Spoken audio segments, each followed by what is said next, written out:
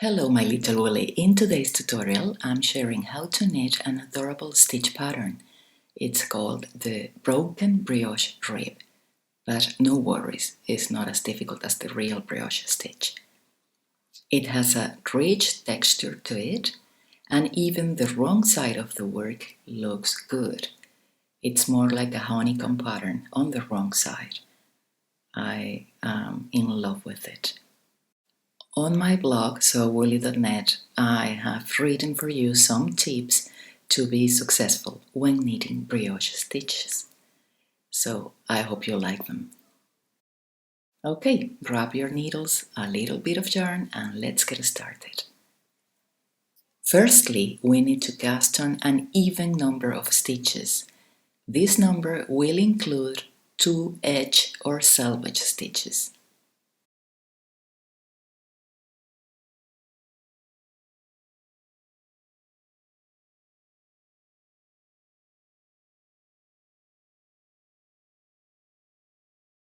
We start with a setup row or row 0.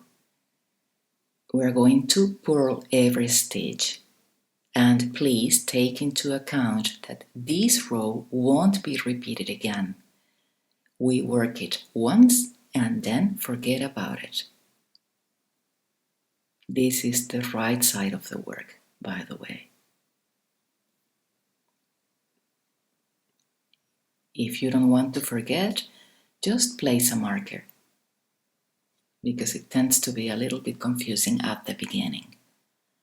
When you get to the last stitch, only on this first row, I like to work it through the back loop, so purl the last one through the back loop, and this way we avoid a huge loop there.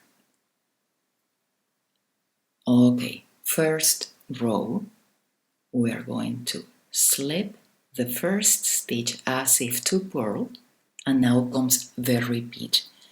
The repeat is what you will find between asterisks on the written instructions. Remember, you can find this pattern and all my patterns on my website, sewwoolly.net. There is a link for you below this video on the description box, below the title of the video. So I'm going to bring the yarn forward because we are going to purl, and the repeat is purl 1 stitch, inserting the needle not there as usual, but into the stitch from the row below, from back to front, and purl the next, and repeat. Purl 1 into the row below, purl the next as usual, below, and purl a normal one, and keep repeating until there is only 1 stitch left, ending with knit 1. Second row is the same. Slip the first as if to purl, and now comes the repeat. Purl 1 below, purl 1 normal, and repeat. Below, from back to front, and purl 1 normal, purl 1 below, purl 1 normal, ending with knit 1. Row 3, exactly the same. Slip the first as if to purl, and purl 1 below,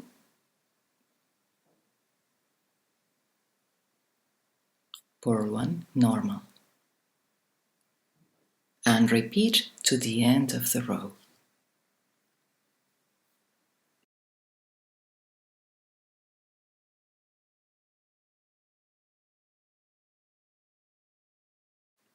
Ending with knit 1. Row 4 is exactly the same. Slip 1 and repeat. Below, normal. Purl 1 below, purl 1 normally. and repeat to the end of the row.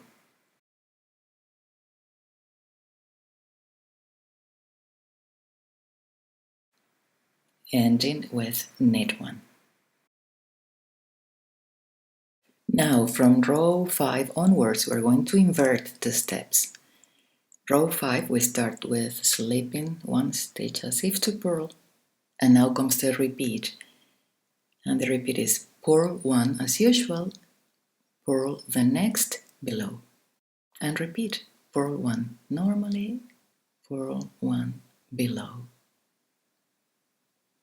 normal, below, and keep repeating, ending with knit 1. Row 6 is exactly the same. Slip the first as if to purl, purl 1 as usual, and purl 1, inserting the needle into the stitch from the row below from back to front, and repeat. Normal, below, ending with knit 1.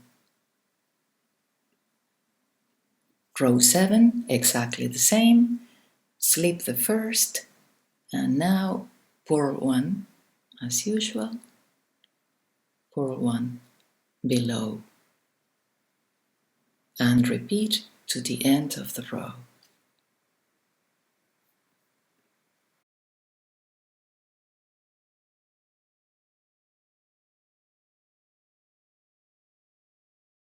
Ending with knit 1. 8th and last row, repeat the same. Slip 1, purl 1 normal, purl 1 below, and repeat to the end of the row.